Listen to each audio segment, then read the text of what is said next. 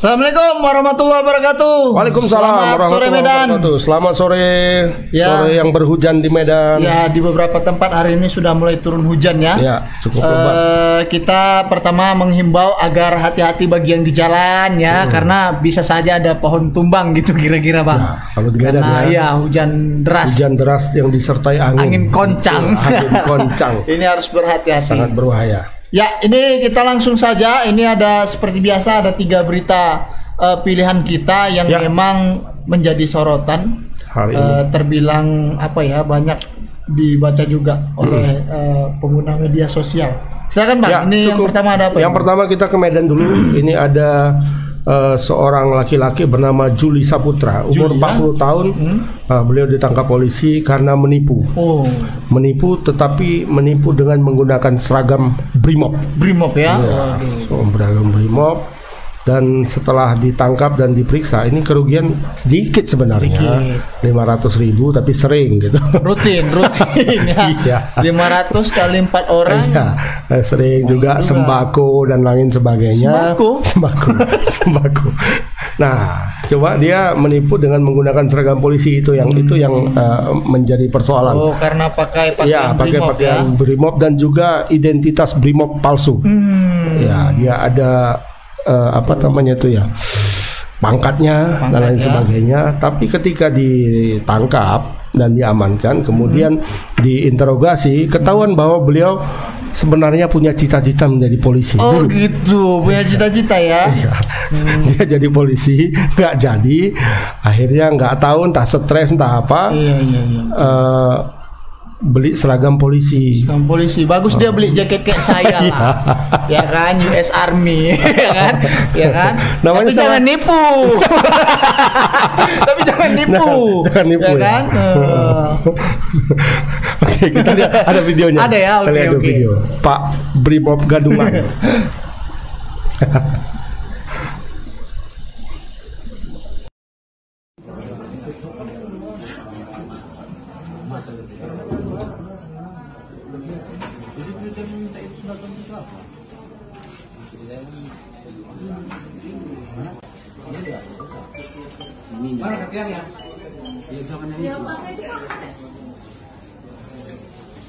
Ini celananya, geser dulu kasnya.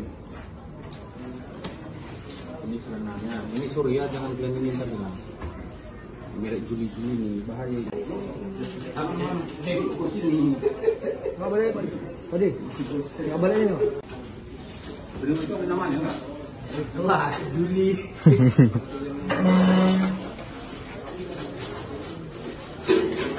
Wah, tema ada juga.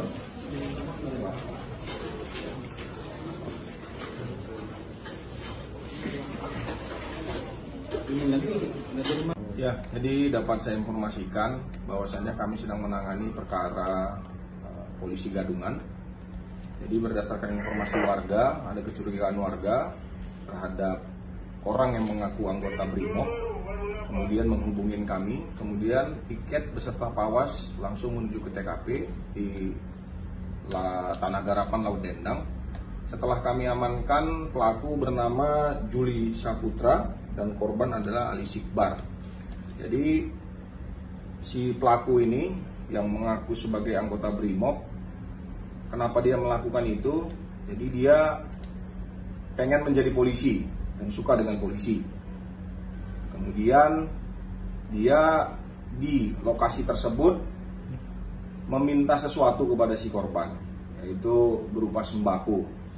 Karena si pelaku menunjukkan identitas palsu, akhirnya pelaku percaya dan akhirnya memberikan bahan sembako tersebut kepada si pelaku. Betul, kurang lebih 500.000. Sudah berapa lama deh Bang? Kalau pengakuan dari pelaku baru itu saja dia melakukannya karena dia jarang sekali katanya menggunakan atribut atau pakaian tersebut. Atributnya itu didapatkan dari mana Bang? Jadi informasi yang kami dapat, kalau untuk celananya dia dapat dari temennya yang berada di Aceh. Untuk pakaiannya dia beli dari tempat penjualan perlengkapan pelaku. Yang dia cari polisi juga atau Informasinya demikian, polisi di Aceh atas nama Putra. Nanti kami dalami lagi apakah benar informasi tersebut. Tujuan dia memakai baju polisi itu untuk apa? Jadi menurut pengakuan dia itu dari kecil suka dengan polisi dan bercita-cita jadi polisi. Jadi karena hal tersebut, dia akhirnya mengaku sebagai polisi. Untuk keseharian sering digunakan? Untuk keseharian dia jarang menggunakan karena dia pekerjaannya hanya sebagai penjaga di Tanah Garapan Laut Endam. Untuk kedepannya Pak, untuk proses hukumnya dia dikenakan pasal apa? Untuk sementara ini rencana pasal yang akan kami terapkan pasal penipuan, ancamannya kurang lebih 4 tahun. Korbannya berarti selama ini masih satu orang? Masih aja? satu orang aja.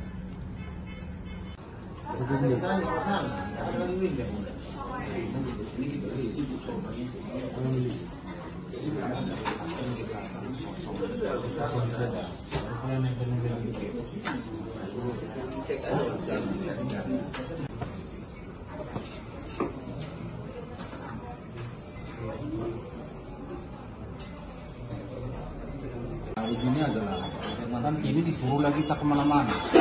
Kalau Brimob ini nanti dia Nah itu tadi polisi gadungan. Jadi Pak Kapolsek tadi bilang beliau sejak kecil memang suka dengan polisi ya. Dan tadi Pak Kapolsek juga bilang tapi dia suka juga minta-minta. Apa polisi suka minta-minta? Enggak ya mungkin ya. Oh sebagian oknum kayak penjaga RTP. Oh iya. RTP Polrestabes. Oh, kan minta-minta duit juga. Itu yang tahanan mati itu. Iya, Bapak Aibda Leonardo Sinaga. Leonardo kan? Sinaga. Makanya kalau mau apa ya meniru polisi itu yang baik-baik lah ya kan. Jangan yang kayak Jenderal Hugeng ya kan yang polisi yang paling tulus lah ya di muka bumi ini. Menurutku itu Jenderal Hugeng lah yang paling tulus ya kan. Sehingga itu pun dimusuhin Pak Harto. Iya kan. Nggak ada lagi kayak beliau, ada kayak Pak Harto. Kayak Jenderal Hugeng ya. Iya. Jarang terjadi itu. Kalaupun ada 1 dan 2 dan tidak terangkat ke permukaan barangkali. Dan dia lebih fokus misalnya membuka usaha sendiri, mengajar ngaji. Ada memang. Lele, ya? Iya, ada. Waktu yang di mana Belawan ya, nggak salah bertani gitu kan. Ya. Tapi lengkap tadi ya pakaiannya. Lengkap. Ya? Ada namanya lagi. Iya, baju PDH Brimob itu. Iya. Oh iya, tadi katanya satu dapat dari Aceh celananya, kemudian bajunya dia beli sendiri. Udah beli sendiri, tempat sendiri kayaknya. Kreatif ya. Niat memang niat kalau yang kayak gitu. Iya ya. Tapi katanya jarang dipakainya. Jarang ya. Iya, aku kalau mau nipu aja.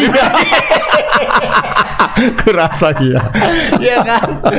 Aduh, Pak Juli. Kenapa meniru hal-hal yang tidak baik ya? Buat yang baik gitu. Ini kita langsung ke reporter kita Bung Pian. Halo Pian. Selamat sore Bung Pian. Ya, selamat sore Bang Arai dan juga Bang Agus. Ya, ini ngomongin soal anggota Brimob Gadungan ini sudah berapa lama dia beraksi seperti ini, Pian? Ya, baik Bang Arai dan juga Bang Agus. Ya, untuk si Brimob Gadungan ini menurut keterangan dari Kapolsek itu dia masih beraksi 1 kali. Namun dugaannya dia telah menyimpan baju seragam Brimob itu telah lama, karena menurut pengakuan dari si pelaku ini dia bercita-cita memang ingin menjadi seorang polisi, sehingga dia mengkoleksi baju-baju dari kepolisian satuan Brimob, di mana satu celana dia itu didapat dari temannya katanya yang berasal dari Aceh, yang juga katanya merupakan seorang anggota Brimob di Aceh. Namun terkait hal tersebut kata Kapolsek dia masih mendalami terkait keterangan tersebut, apakah memang benar salah satu celana yang disimpan oleh si pelaku ini apakah memang benar diberikan oleh oknum polisi atau tidak. Nah, untuk baju-bajunya yang lain itu Bang, menurut pengakuannya dia membuat sendiri Bang, jahit di kawasan Pajak Sambu Bang. Oh, namanya itu ya yang dijahitnya ya, karena kita ada lihat tadi seragamnya ada 2 setel seragam. Lengkap. Jangan-jangan tukang jahitnya ditipunya juga. Iya, karena agak meyakinkan memang tadi apanya ya, agak sedikit meyakinkan. Iya, potongan lah ya, tapi nampak dari jahitannya ketahuan. Jahit pinggirnya kurang. Iya. Ini Pian, dia minta uangnya berapa ya ke warga? Ya, sebetulnya itu bukan minta uang, Bang. Dia itu minta sembako, Bang, kepada salah satu kedai, Bang. Namun sembako itu totalnya sekitar 500 ribuan begitu, Bang. Oh, lapar kayaknya ya. Dia kelaparan kayaknya ya. Ya, Bang, menurut pengakuannya dia memang lagi butuh uang, Bang, karena istrinya pun katanya baru saja keguguran. Dan dia yang bekerja sehari-hari menjaga tanah garapan, Bang, di kawasan Laut Dendang itu belum menerima gaji, Bang, katanya. Makanya dia sempat meminta bantuan lah, Bang, ke sebuah kedai. Namun dia mengancam, Bang, di situ. Katanya dia merupakan anggota Brimob. Dia sempat menunjukkan KTA-nya juga, Bang, kepada pemilik kedai itu. KTA? Punya KTA? KTA-nya dicetak sendiri juga ya? Ya, tadi sempat kita tanyai juga, Bang, masalah KTA. Dia pengakuannya menyetaknya di toko percetakan, Bang, di kawasan Tembung, Bang. Di Tembung. Iya. Bagaimana Pian? Ini aksinya ini kok bisa ketahuan gitu? Apakah pemilik kedai melapor? Ya. Dari mana timbul kecurigaan dari pihak korban? Ya, si korban sendiri, Bang, menurut pengakuannya curiga, Bang, dengan gerak-gerik si pelaku ini yang sempat mengaku sebagai anggota Brimob. Dia pun langsung memberitahukan peristiwa itu kepada polisi, Bang, sehingga pada hari Minggu itu polisi langsung mendatangi lokasi tersebut, Bang, di Jalan Tanah Garapan, Desa Laut Dendang. Di sana polisi langsung meringkus si pelaku ini, Bang. Namun pada saat itu si pelaku ini memang tidak memakai baju seragam, Bang. Baju seragamnya itu disimpannya di dalam ransel dia, Bang. Gitu, Bang. Iya. Oke, Pian, barangkali nanti bisa di follow up lebih lanjut mengenai perkembangan kasusnya. Dan kami dapat informasi barusan, Pian, saat ini kabarnya lagi ada razia di RTP Polrestabes Medan ya. Kebetulan Pian kan lagi di Polrestabes ini ya.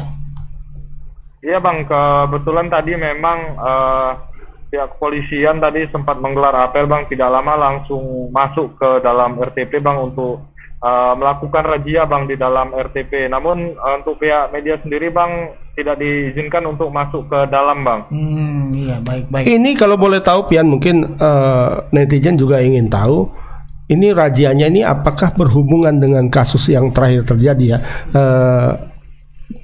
Penyiksaan kasus, ya? Penyiksaan yang berujung kepada kematian salah satu tahanan kasus dugaan pencabulan. Apakah itu, Pian? Hubungannya dengan itu?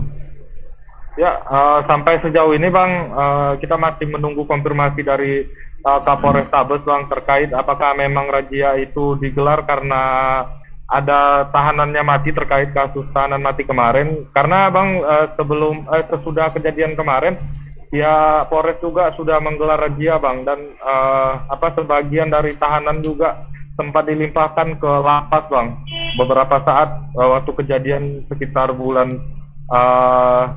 tahun lalu, Bang, di bulan 11 tahun lalu, Bang.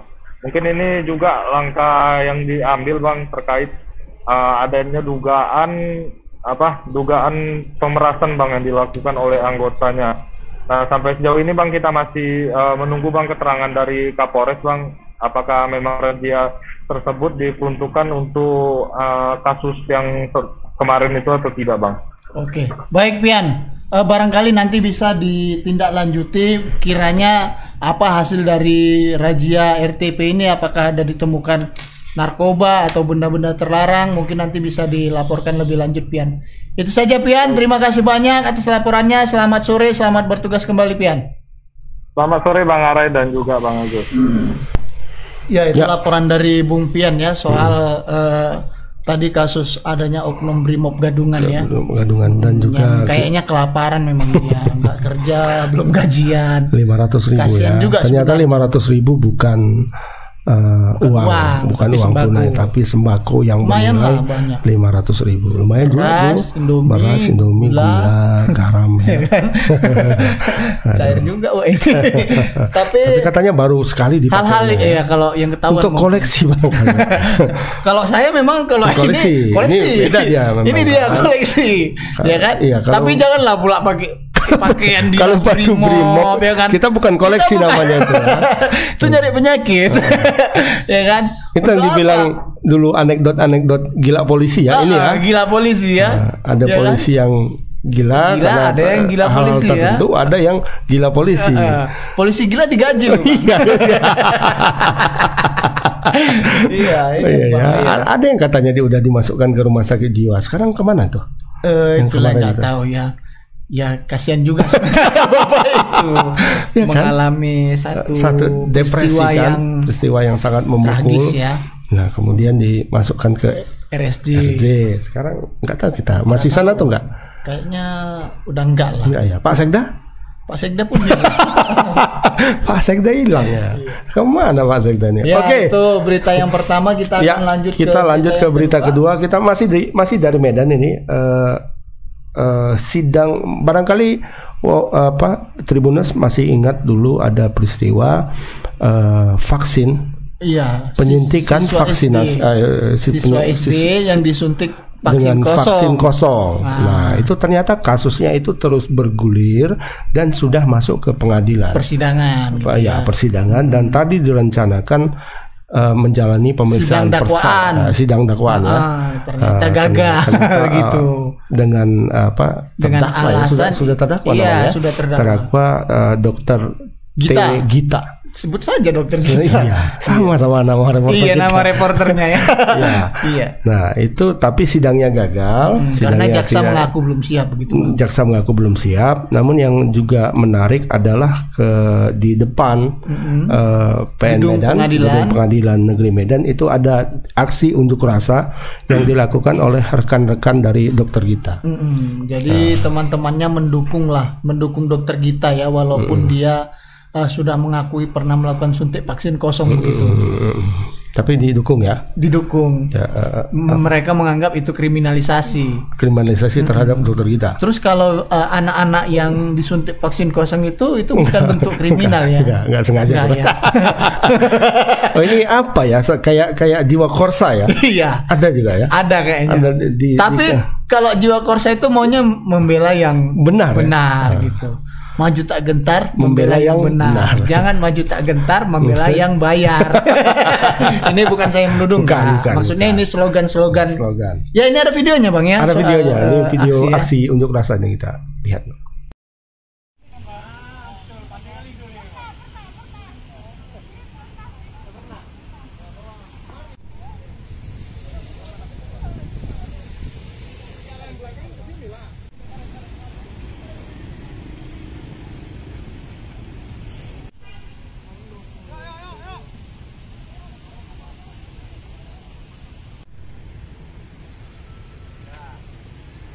Selamat siang, kami dari Perhimpunan Dokter Umum Cabang Sumatera Utara hari ini akan mengikuti persidangan perdana kasus Dr. G yang diduga vaksin kosong. Jadi kami ada dari beberapa organisasi profesi tenaga kesehatan di Sumatera Utara akan mendukung acara ini supaya sejawat kami ini jangan sampai terkriminalisasi. Jadi kami berharap agar Pak Hakim bisa melihat yang sesuai di lapangan, bahwasannya kami ini tidak ada niat sedikit pun untuk menyelakai masyarakat, tapi kami berniat menolong. Tapi kami berharap kepada sejawat semua nakes tenaga kesehatan di Indonesia, kami mohon doa dan dukungannya karena saat ini kami di Sumatera Utara sedang berduka, yang mana niat kita membantu dan menolong, akhirnya sejauh kita menjadi tersangka. Bang, ada ini dari berbagai profesi, ada PDUI, ada PDGI, ada IAI, ada perawat, ada IB, dan ada apoteker dan nakes lainnya, dan ada juga dari ambulan dan poredesnya sepeda motor juga mengawal kami karena mereka prihatin. Biasanya mereka mengawal pasien, saat ini nakes yang jadi pasiennya, dan mereka berduka juga karena sedih melihat kenyataan di lapangan. Ya, itu tadi statement sepertinya Bapak itu koordinator aksi ya. Aksi, ya. Beliau merasa sedih dengan peristiwa ini ya. Dan memang kita juga sedih sebenarnya kenapa ada tenaga kesehatan yang bisa sembrono gitu ya. Iya. Saat melakukan suntik vaksin. Itu kita sedih juga loh sebenarnya. Sama-sama sedih. makanya agar kesedihan ini juga sama-sama bisa menjawab kesedihan itu, makanya ini prosesnya perlu disidangkan gitu ya, kan, agar lebih jelas, bisa terungkap fakta yang sebenarnya gitu ya. Kalau diarahkan soal kriminalisasi, menurut saya bukan bentuk kriminalisasi karena di pemeriksaan Polda kan sudah diakui juga bahwa itu memang kosong. Iya, dan dia minta maaf gitu kan. Gitu. Ya, kita langsung saja mungkin ini Bang. Kita langsung aja ke Gita. Ke Bu Gita ya, bukan Bu Gita. dokter Tapi Gita, bukan dokter Gita. Bu Gita. Bukan, ya. Iya. Halo Git. Halo, selamat sore. Bukan dokter Gita nih. Selamat sore. Halo, selamat sore Bang. Sore Git. Ya. Aduh, jaringannya merah ya. Ya, lanjut Git. Ini tadi kami dengar seharusnya sesuai jadwal hari ini adalah sidang dakwaan. Namun sidang dakwaan terpaksa ditunda. Itu kira-kira apa ya? Coba bisa dijelaskan nggak?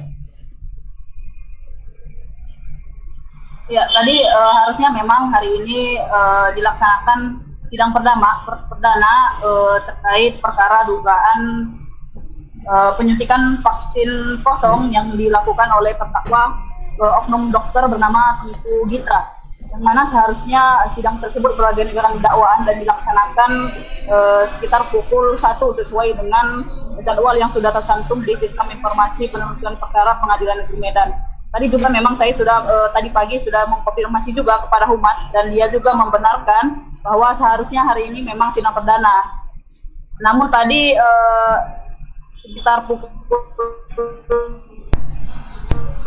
3 jaksa penuntut dia belum siap karena ia dalam 1 minggu belakangan ini sakit dan baru saja mengetahui terkait jadwal sidang hari ini. Jadi dia meminta waktu 1 minggu untuk menyiapkan dakwaannya supaya sidang perdananya bisa dimulai. Demikian Bang. Berarti tidak ada pengaruh dengan demo yang di depan itu gitu ya? Tidak ada hubungannya ya? Kalau ditanya tadi katanya nggak ada hubungannya Bang, karena memang katanya 1 minggu belakang ini dia masih sakit katanya gitu Bang. Untuk terdakwanya Git, ditahan atau tidak ya? Untuk saat ini terdakwanya tidak ditahan. Tadi juga terdakwanya ikut melaksanakan aksi bersama rekan-rekannya yang berasal dari berbagai organisasi kesehatan. Dia didampingi oleh ada juga tadi dari Persatuan Apoteker, ada juga dari farmasi, ada juga dari Persatuan Dokter Umum yang ada di Sumatera Utara. Jadi si terdakwa ini tidak ditahan karena memang dalam dakwaan jaksa, si terdakwa ini didakwakan melanggar pasal 114 ayat 1 dengan ancaman pidana penjara paling lama selama 1 tahun atau denda paling banyak Rp1 juta. Demikian Bang Ali Penantu. Oke. Ya, baik. Berapa tadi dakwaannya apa gitu? Tentang agak kurang jelas tadi. Tentang apa tadi dakwaannya, Git? Ya. Kalau si terdakwa ini didakwakan melanggar pasal 114 ayat 1 tentang wabah penyakit menular tentang wabah penyakit menular dengan ancaman pidana penjara maksimal selama 1 tahun atau pidana denda maksimal itu 1 juta rupiah, Bang. Hanya satu ini dakwaannya. Tidak ada misalnya perbuatan kelalaian atau apa yang membahayakan nyawa. Mungkin itu belum ada, Bang. Memang di dakwaan jaksa juga belum disebutkan secara pasti kenapa si terdakwa ini melakukan vaksinasi suntik vaksin kosong terhadap anak istri tersebut. Di dakwaan jaksa belum dijelaskan alasannya, Bang. Namun memang dia dijerat dengan pasal 114 ayat 1, Bang. Dengan ancaman pidana penjaranya hanya paling maksimal 1 tahun penjara sehingga. Ya, baik, Git, itu saja Git. Barangkali nanti pekan depan bisa dipantau terus sidangnya, khususnya apa sebenarnya isi dakwaan, kemudian penerapan pasalnya apa saja. Mungkin itu saja Git. Terima kasih banyak atas laporannya. Selamat sore, selamat bertugas kembali. Sore. Ya itu tadi laporan dari kita ya. Jadi pasalnya itu menyangkut wabah penyakit ya. Iya. Karena Masih memang itu. karena penanganan COVID kemarin ya. Mungkin soal etiknya lah yang perlu nanti kita tidak lanjuti. Iya, tapi kalau ID kayaknya membela sepertinya ya, membela dokter Gita kayaknya ya. Kayaknya pastilah kalau gitu. Mereka kan selalu membela tuh. Oh gitu. Apapun kejadiannya mereka nggak pernah salah ya. Kalau salah kembali kepada apa? Aturan yang pertama. Kayak aturan mahasiswa senior juga ini. Ya itu berita yang kedua, kita akan lanjut ke berita yang ketiga. Ya, berita ketiga ini agak seru inilah ya, dari seorang komika asal Kota Medan, Babe Cabita. Ini beliau kan memiliki satu kafe, kafe namanya Kafe Sempatin. Ini di kawasan Jalan Mungin City Medan. Pernah situ? Belum pernah ya? Belum. Di mana ini tempatnya ya? Nantilah kita cari. Iya. Nah, tapi Babe ini sempat merasa geram karena beberapa kali, sudah dua kali atau 3 kali katanya ya, sepeda motor yang diparkir di kafe dia itu hilang. Salah satunya menimpa karyawannya sendiri, hilang, dan temannya kan. Dan kemudian kemarin itu temannya akhirnya karena dia merasa kesal, dia membuat sayembara. Siapa yang bisa mendapatkan sepeda motor itu kembali, dia kasih 15 juta. Oh, 15 juta ya. Kayaknya merasa apa ya? Merasa pesimis mungkin. Dengan keadaan. Dengan keadaan. Ya, ini ada videonya ya. Iya, katanya itu tertangkap CCTV pelakunya, dan pelakunya itu necis ya. Penampilan necis. Nggak kayak maling lah pokoknya. Nggak tahu dia maling-maling sekarang necis semua. Betul. Ayo kita lihat videonya.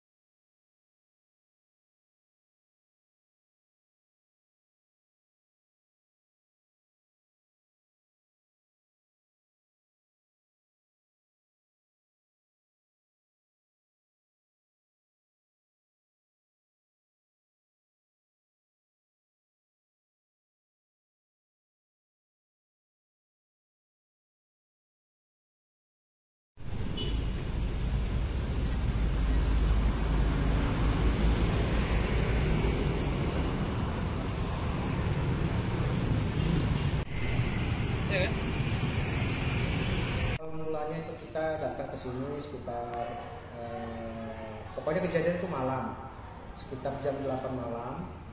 Jadi teman aku itu datang dari luar, beli rokok, nyampe ke Sempatin. Habis itu dia memang lupa ya mencabut kunci motornya. Setelah mencabut kunci motornya, baru dia masuk, jumpai saya, kita makan bareng sekitar aku lupa kurang lebih setengah jam atau berapa menit, baru dia sadar kalau kuncinya tidak ada. dia cek keluar, ternyata motornya udah nggak ada gitu. Terus kita lihat CCTV, ternyata memang ada orang yang ngambil. Tapi ada sedikit keanehan nih, karena dari CCTV depan kelihatan orang datang ngambil, langsung nyamperin motornya, nggak ada ngeliat motor yang lain. Dia targetnya memang motor yang hilang kunci itu, dia langsung lihat, langsung naik. Dari CCTV yang arah ke jalan, dia memang ternyata tidak naik motor, jadi memang dia jalan dari jauh ujung. Dia jalan dari jauh ujung, belok, kesempatin langsung ke arah motor. Seolah-olah memang dia sudah mendapat informasi dari temannya bahwasanya itu disempatin ada motor yang kuncinya nempel gitu. Jadi dia itu memang benar-benar dari jauh datang jalan langsung ke motor tujuan, langsung pergi gitu saja. Jadi kemungkinan dia mendapat informasi kalau ada motor yang kuncinya nempel. Karena kalau dari jalan besar nggak mungkin itu orang naik motor fokus ngelihat ada kunci nempel, karena jauh. Jalan raya ke parkiran itu cukup jauh jaraknya begitu. Kemungkinan sih entah dia sempat beli ke sini, terlihat ada motor, balik lagi, atau dia ngasih tahu info temennya atau gimana begitu. Jadi Grab juga ya sebelumnya pegawai juga kehilangan motor. Oh, udah pernah? Ya, pernah kehilangan motor, pegawai disempatin. Nah, kali ini juga menimpa teman aku ya, ini teman dekat aku. Motornya juga sebenarnya nggak seberapa, cuma kita memang mau memberi pelajaran lah, supaya terutama di Kota Medan kan juga lagi marak-maraknya nih begal, pencurian motor hampir tiap hari ada. Jadi pengen memberikan pelajaran lah, supaya yang jangan mengambil barang yang bukan haknya gitu.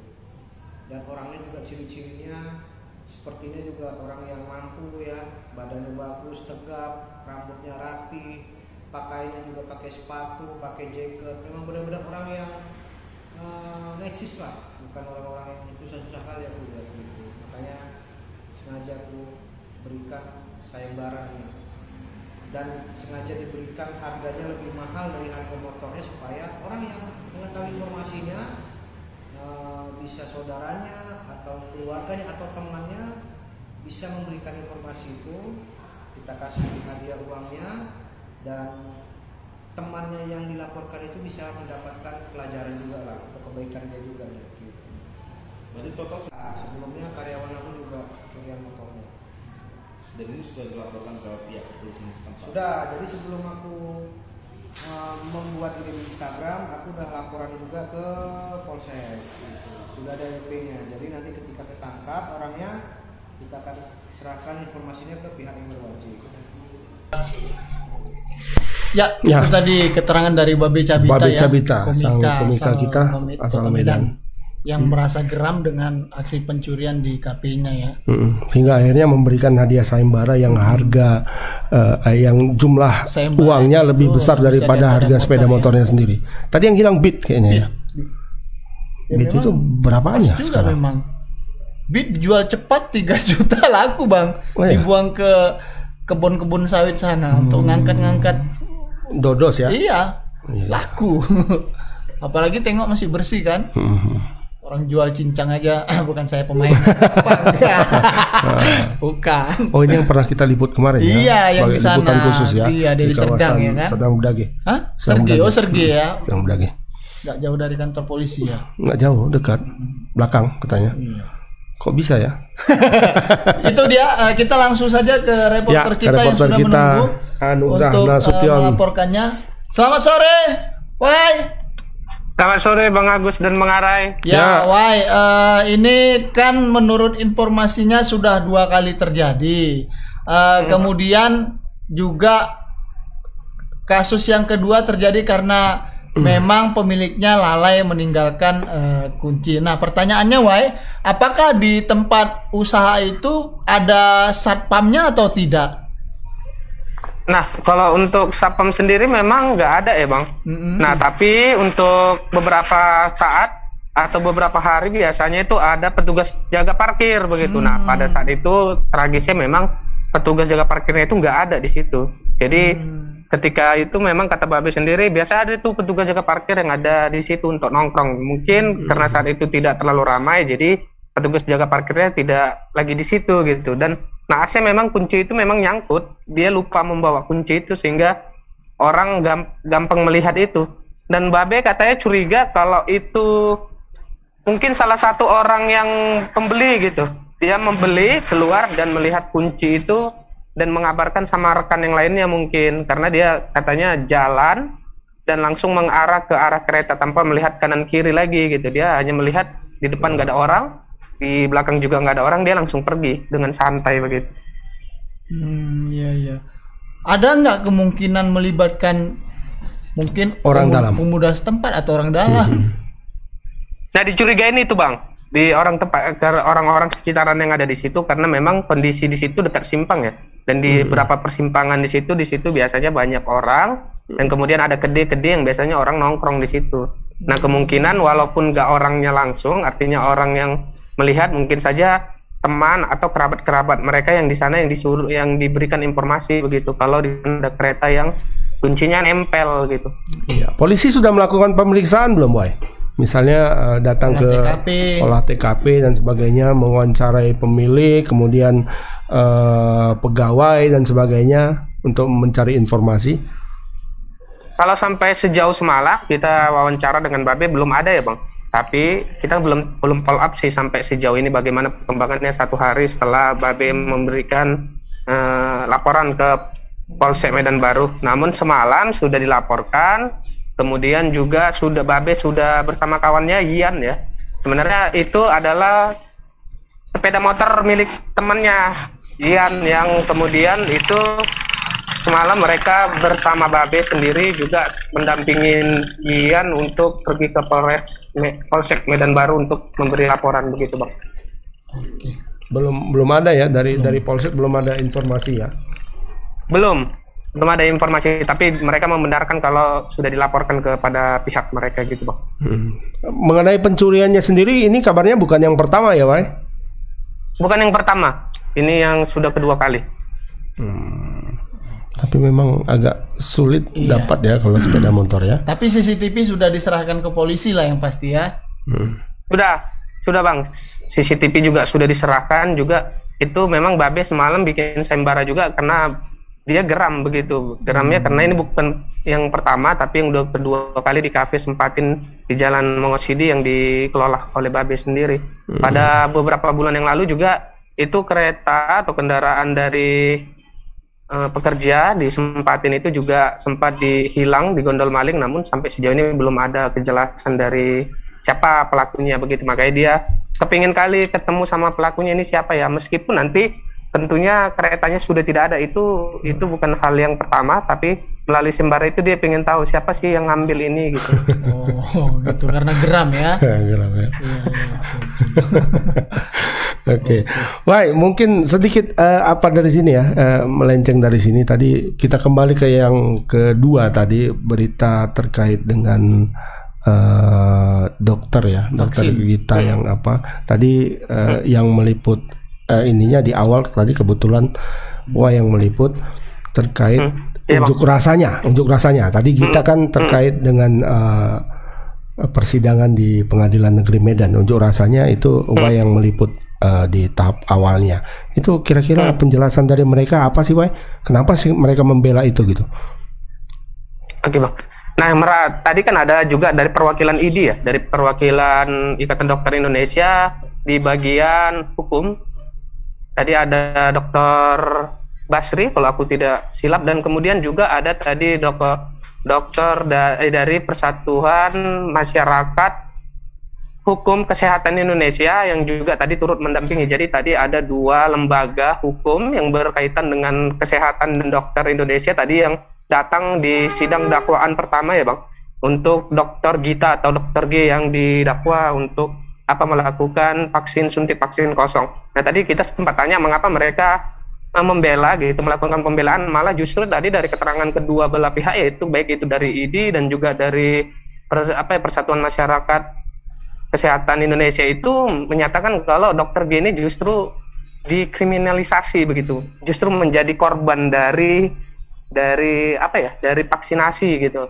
Artinya mereka meminta kalaupun Dokter G ini bersalah, harusnya yang juga turut bertanggung jawab itu adalah yang melaksanakan vaksin. Artinya mereka ingin menyampaikan kalau harusnya Polres Belawan ini harusnya juga terlibat gitu, atau jangan buang badan begitu. Mereka tadi menegaskan jangan buang badan ini karena Dr. G itu datang atas permintaan resmi dari Polres Belawan yang pada saat itu melakukan vaksinasi massal begitu, Bang. Berarti mereka menyalahkan Polres Belawan juga ya? Iya, mereka meminta pertanggungjawaban Polres Belawan. Malah mereka tadi bilang begini, ini sangat lucu kasusnya. Kenapa? Karena Dr. G itu diminta melalui kami, melalui ID, kemudian ID merekomendasikan kepada dari pengurus dokter umum Indonesia, kemudian dari situ kemudian Dr. G ini diunjuk untuk mengikuti vaksinasi massal, untuk melakukan vaksinasi. Kemudian ada sekitar 400 orang ya, yang kemarin 400 atau 500 orang yang mengikuti vaksinasi. Nah, mereka beralasan kalau salah satu unsur kelalaian itu karena sudah memang overload atau sudah sangat banyak orang yang divaksin, sehingga Dr. G itu dianggap lalai karena sudah kelelahan begitu. Karena itu sudah tidak lagi sesuai standar. Berarti karena tidak fokus lah kira-kira begitu ya. Ada unsur fokus, akhirnya nyuntikan vaksin kosong gitu ya. Vaksin kosong. Kemudian tadi mereka merasa lucu ketika sudah diminta oleh Polres Belawan untuk melakukan membantu mereka, malah justru yang melaporkan kasus itu adalah Polres Belawan sendiri. Makanya mereka merasa dia dikriminalisasi begitu. Iya, kenapa kami yang membantu, akhirnya kami juga yang dilaporkan, dan kemudian Dr. G salah satunya sekarang sudah dijadikan tersangka begitu atas kasus tersebut. Apakah gitu, Bang. Dokter-dokter ini tidak ada berencana demo ke Polda Sumut mungkin? Sampai sejauh ini tidak ada rencana, Bang. Ya. Mungkin nanti bisa ditanya juga kalau memang ingin meminta pertanggungjawaban Polres Pelabuhan Belawan, bisa mungkin melakukan demo. Ini bukan ngajari maksudnya. Ya kan, kalau memang merasa jadi memang dikriminalisasi oleh polisi. Ini agak jadi sedap isunya kalau seperti ini. Ya mungkin itu saja, Bang. Abang ada pertanyaan lain? Barangkali nanti bisa ditanya ke ID ataupun ke organisasi kesehatan yang tadi demo. Kira-kira ada nggak niat misalnya demo ke Polda Sumut atau demo ke Polres Pelabuhan Belawan, atau berkirim surat ke Kapolri atau ke divisi Propam gitu kira-kira ya. Kalau karena kan di satu sisi penyelenggara adalah Polres Pelabuhan Belawan, tapi di sisi lain malah Polres Pelabuhan Belawan yang melaporkan persoalan ini gitu. Ya, terkait ininya sendiri, satu lagi barangkali suntik kosongnya itu mereka akui atau tidak? Kan itu kan? Diakui. Diakui kan? Karena tidak fokus kan, karena kelelahan. Berarti yang dipersoalkan adalah tidak fokus. Bukan vaksin kosongnya. Bukan. Oke. Jadi tadi mereka bilang gini, Bang. Sebenarnya soal vaksin kosong juga tadi sebenarnya itu yang korbannya siapa gitu. Artinya korbannya ketika disuntik vaksin kosong itu dampaknya apa? Nggak mati. Dia berkatakan gitu. Berarti. Berarti kan muncul lagi pertanyaan, apakah pantas gitu kan? Petugas medis melakukan klien-klien seperti itu? Itu iya kalau vaksinnya kosong kan sejauh ini tidak apa-apa kan memang ya kan? Ya kalau misalnya di dalam kegiatan lain ada kejadian seperti itu kan itu bahaya gitu, itu maksudnya. Ya tapi itu pun nanti bisa ditanyakan lagi ke ID lah soal rencana-rencana masalah ketidakpuasan terhadap misalnya Polres Pelabuhan Belawan gitu kan, biar semakin menarik. Ya itu saja, Wai. Terima kasih banyak atas laporannya. Selamat sore, selamat bertugas kembali, Wai. Selamat sore, Bang Arai dan Bang Agus. Sore, Wai. Ya itu tadi penjelasannya. Jadi ID merasa tidak puas ya, teman-teman ini merasa tidak puas karena Polres Pelabuhan Belawan selaku penyelenggara, tapi kalian yang undang kami, kami lalai, kami yang dilaporkan, pucuknya nggak ada, gitu kira-kira. Gitu kira-kira ya. Kami udah capek kali. Iya, kami demi kemanusiaan loh, gitu ya. Kehilangan fokus, akhirnya nyuntikkan vaksin kosong gitu ya. Memang kalau vaksin kosong nggak ada pengaruhnya. Nggak ada. Orang kosong kok yang Tapi disuntik. sakit juga. Iya kan? Kan vaksinnya kosong. Kosong. Ya, kan? Ya persoalannya, pertanyaannya adalah yang berisi kemana? Kan Iya. kan? Iya. Memang cocok juga. Tuh. Cocok juga di runut lebih jauh. Iya, Pak. Kemanakah yang tidak kemana? Ya, ya kan? Apakah Betul. kepada bu dokter mengetahui itu? Iya, atau Pak tidak? Polisi, atau Pak kan Polisi yang gitu. tahu kemana Karena ini, Pak Polisi yang berisi penyelenggaranya. ya. Kemana Ya yang kan? berisi? Iya, gitu kira-kira. Ya, itu 3 berita ya. Pertama menyangkut masalah tadi soal apa? Brimob palsu ya. Kalau bisa jangan dicontoh lah. Kalau mau koleksi yang gini lah. Yang jelas lah. Yang US ya kan asik kan tampan gini kan. Atau apa tentara Irak punya. Iya kan. Vietnam pun bagus. Ada yang istilahnya Tiger Stripe. Dia tapi loreng itu nanti dituduh loreng harimau. Tidak, loreng harimau. Oh, yang loreng. Tiger Stripe namanya. Wah, itu keren. Iya, loreng harimau. Nanti tuduh KP. Kan warnanya enggak oranye. Enggak ada hijau ya. Sejauh ini enggak ada hijau loreng, enggak ada ya. Enggak, hanya P3 mungkin. P3 gambar Ka'bah beda ya. Iya.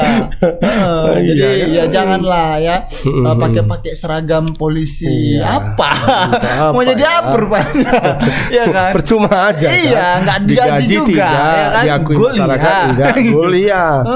Makanya tadi niat kali memang Pak Juli itu ya. Niat memang. Mungkin karena udah kepepet dan pengen diakui juga. Ada tulisannya loh, Juli gitu kan. Ini ku tahu tadi pangkatnya apa? Brigadir. Brigadir Juli. Brigadir Juli. Ini kalau jumpa sama yang asli rusak dia. Untunglah yang nangkep Polsek Percut Setuan. Kalau yang nangkep tadi asli Brimob. Mungkin dia jadi kayak bakwan. Karena itu mencoreng, Bang. Iyalah. Iya kan? Orang yang nggak tahu kiranya betul ini Brimob. Malah Brimob nggak gitu kan? Masa Brimob minta sembako? Jangan-jangan dia nggak tahu ini semboyannya Brimob. Iya. Ya kan pasti dia nggak tahu. Apa tuh? Semboyan Brimob itu jiwa ragaku demi kemanusiaan. Ya kan? Iya. Dengan logo teratai kan gitu kan? Nggak ada Brimob minta sembako, nggak ada. Ya kan? Nggak ada. Mungkin itu juga yang pedagang itu ini kan berpikir iya. kan. Kok ada Brimob minta sembako ya? Ini Brimob nggak ada sembako. Palsu kayaknya kan? Tipu nih ya kan? Tipu. Langsung dilaporkan. Ternyata betul penipu. Untuk teman-teman jangan gitulah. Iya. Ya kan. Koleksi yang bagus-bagus aja lah. Mau koleksi. Ya, kalau mau yang agak kemiliterannya banyak kayak gini. Mahal tapi ya. Ya itu yang pertama. Terus yang kedua tadi soal masalah dokter Gita yang melakukan suntik vaksin kosong dan tadi sidangnya terpaksa ditunda karena jaksa belum siap karena jaksanya baru sembuh dari sakit katanya. Ya mudah-mudahan. Cuma kok baru tadi dikasih tahu ya. Jangan sampai sakitnya itu sakit hilang ingatan gitu, jangan kan? Ya kan? Kadang kan lupa sakit. Padahal kan sudah harusnya kalau sidang ya, kalau logikanya ya soal persidangan ya kan. Ya kan tidak ujuk-ujuk gitu loh. Jadwal itu tidak ujuk-ujuk dikasih sama jaksa kan. Makanya kan Bang, jangan sampai kena penyakit ingatan gitu. Setahuku ya kalau jaksa itu kan sudah 1 minggu sebelum kan, nanti 1 minggu ke depan kita sidang ini agendanya ini kan gitu kan. Jadi kalaupun dia sakit kan bisa kayaknya kurang sehat nih. Kan ada tim yang lain. Bisa digantikan kan. Kan bisa lapor sama Kasipidum atau Aspidum. Iya, ini kan? Tiba-tiba orang sudah atau sudah demo. Bingung mau menjawab nanti soal dakwanya. Ya, mudah-mudahan enggak ya. Mudah-mudahan enggak. Ya, kita harap pekan depan sidangnya bisa berjalan dengan baik dan lancar lah ya. Itu yang kedua, dan yang ketiga tadi soal masalah pencurian di KP-nya Babe Cabita. Ini mudah-mudahan sempatin. Ikan kayaknya ya. Iya. Ikan karena dekat sungai. Dari situ ikan enggak lah, kayaknya enggak. Aku enggak mau kok makan kalau dari ikan, kalau dari sungai sebelah itu. Ya, enggak. Kayaknya ikan mas. Dari apa maksudnya, ini? Sempat ini kayaknya. Iya, kalau ikan kayak semacam kalimat sempatin nongkrong gitu maksudnya. Tapi logonya ikan tadi. Ikan, karena patin kan. Ikan patin, khusus ikan. Ikannya dari apa sana? Dari Langkat. Oh, Langkat. Ada ya? Ada lah. Ikan patin kan dari Sungai Langkat. Iya.